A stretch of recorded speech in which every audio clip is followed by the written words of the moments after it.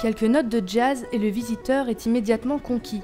Voici le cabinet de curiosités marines signé Marc Dion. Avec ses 10 mètres de haut et 18 de large, c'est le plus grand jamais conçu. C'est aussi le cœur de cette exposition.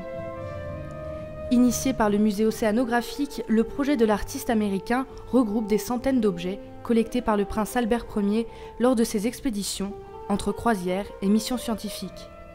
Pour les visiteurs, c'est une véritable source de trésors. This place is absolutely beautiful and we really enjoyed it. All these big fishes everywhere from all over the world. I think it's a beautiful collection here of these old antique instruments. It's really interesting for us to see, so we're really enjoying it. Passionné par les océans depuis 20 ans, Marc Dion brouille habilement les frontières entre histoire naturelle, art et sciences. Son but, faire réagir le visiteur sur 2 événements qui ont marqué la vie maritime en 2010, le recensement des espèces et un incident pétrolier dans le golfe du Mexique.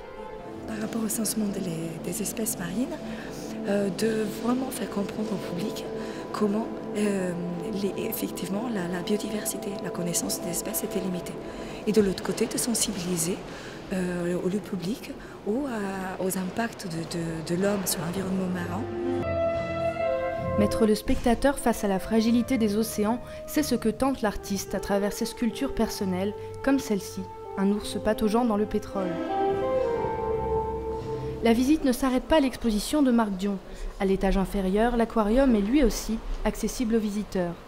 Plongés dans l'ivresse des profondeurs, ils prennent ainsi conscience du besoin de sensibilisation et de prévention. Je pense que c'est un milieu qu'on connaît moins bien parce que déjà c'est pas un milieu dans lequel on vit à côté mais on vit pas dedans.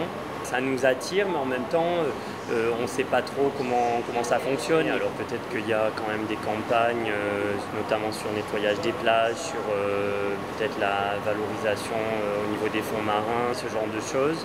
Mais après, peut-être sur la vie sous-marine, effectivement, on n'est pas très informé sur les bons gestes à avoir. La mission est donc accomplie pour Marc Dion et le musée océanographique. À seulement 2 € l'entrée pour cette visite nocturne, près de 900 visiteurs ont pu vivre l'expérience ce soir. Pour les autres, il n'est pas trop tard, l'exposition se tiendra encore jusqu'au 30 septembre.